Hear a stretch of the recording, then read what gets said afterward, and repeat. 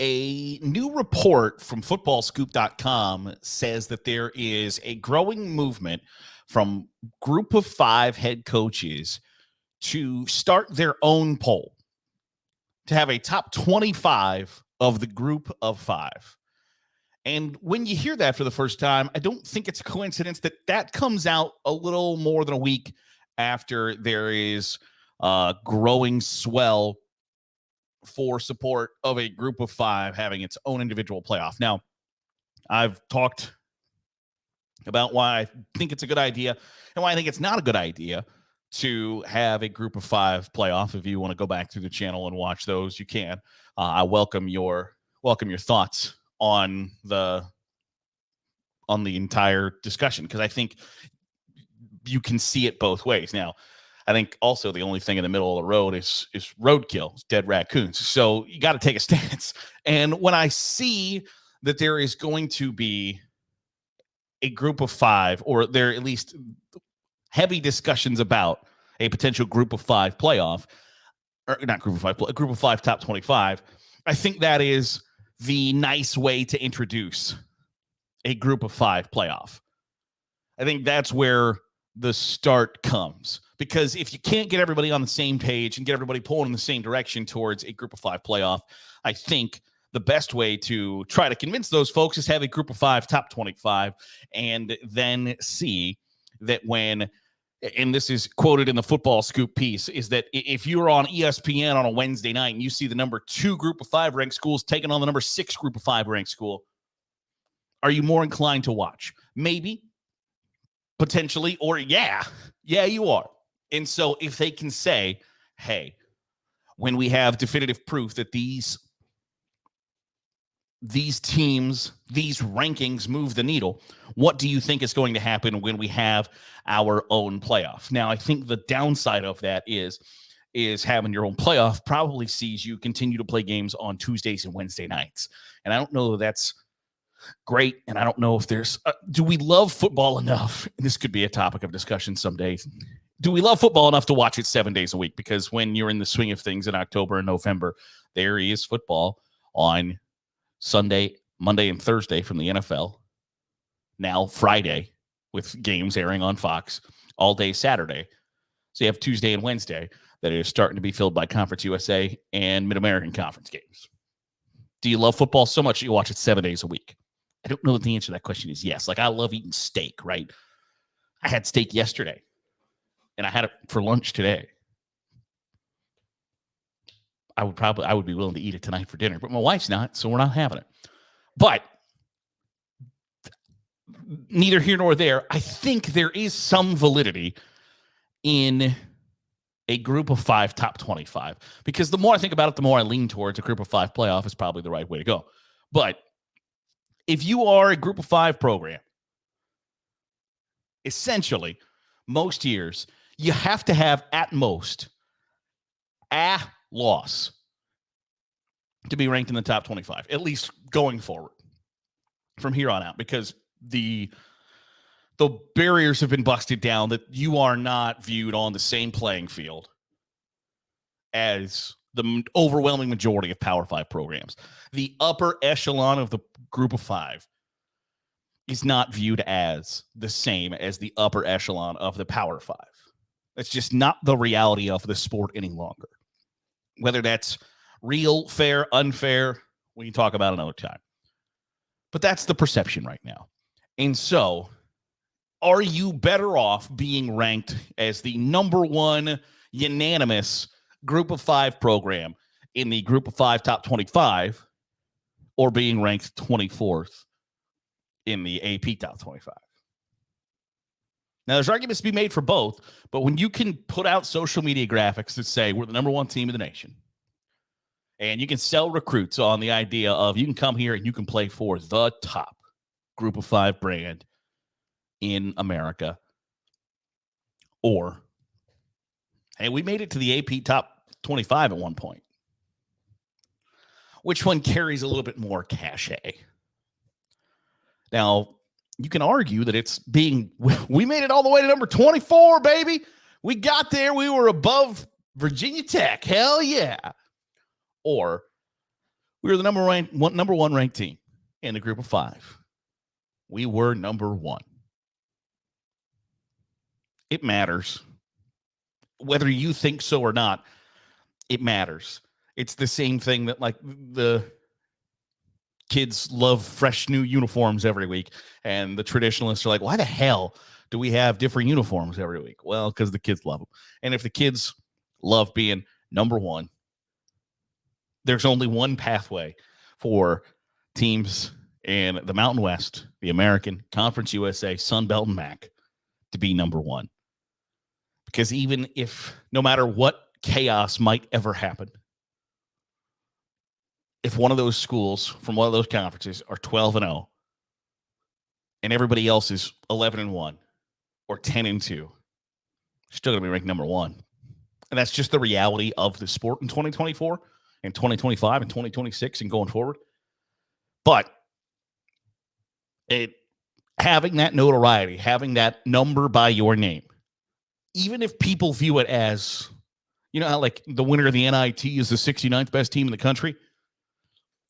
Even if you're the number 1 team in the group of 5, top 25, is it all that bad to be viewed as the number 26 team in the country? I don't think so. Because it sure beats not even receiving votes or nobody paying attention to you. Because if you're flipping through the channels on some Wednesday night and there is number 3 Toledo and they're playing number 9 Ohio, do those numbers on the scoreboard and those numbers on the score bug on the TV, are they going to get you to tune in? Is ESPN running promos that say number 2 Toledo versus number 9 Ohio, Tuesday, 7 o'clock, ESPN 2? Is that going to get you to watch? Probably, rather than like, now the Toledo Rockets take on the Ohio Bobcats in a Mid-American Conference matchup. Ultimately, we're kind of dumb. And when you see that somebody is ranked and they're ranked really high and the perception of them is, this is a good team. Are you more likely to tune in? Probably. More eyeballs leads to undeniably better things. It's more money. It's higher recruits. It's more notoriety. It's all of the good things needed for group of 5 football, which I'd like. I'm in the middle of. I might statistically be in like the geographic midpoint of the Mid-American Conference. I am about it. I like it. I want group of 5 football to succeed. I want them to still have access to the college football playoff rather than split off on their own, unless there's going to be, you know, like this subdivision that includes the Missouri Valley and the Big Sky. So it's Montana and Montana State, North Dakota State, Illinois State, Youngstown State, South Dakota State, some big time FCS powers playing against the group of 5. I don't know that I want to see that happen until those schools are all going to be on the same playing field. But I think ultimately a group of 5 top 25 is a pretty good idea, because that's 25 more. It's the same argument that I make. The thing I hate most about NCAA sanctions is when they take scholarships away. You say, hey, instead of like, we're going to take 30 scholarships away from USC, or they took 30 scholarships away from Penn State during the whole Joe Pa thing. That's 30 kids every year that don't get the opportunity to go to college for free. That's 30 slots taken away. There is a finite number of college football players that get to go to college for free and get a free education in exchange for playing football. There's a finite number of those slots every year. And when you take them away, there's opportunities for young men to get a free education, to not be burdened by student loans, to not be burdened by a lot of the things that burden kids going to college these days. They don't have to worry about it. And that's great. It's an undeniably good thing. And that sucks when that's taken away. And in college football, in the polls, there is a finite number. There are 25 slots for 134 schools.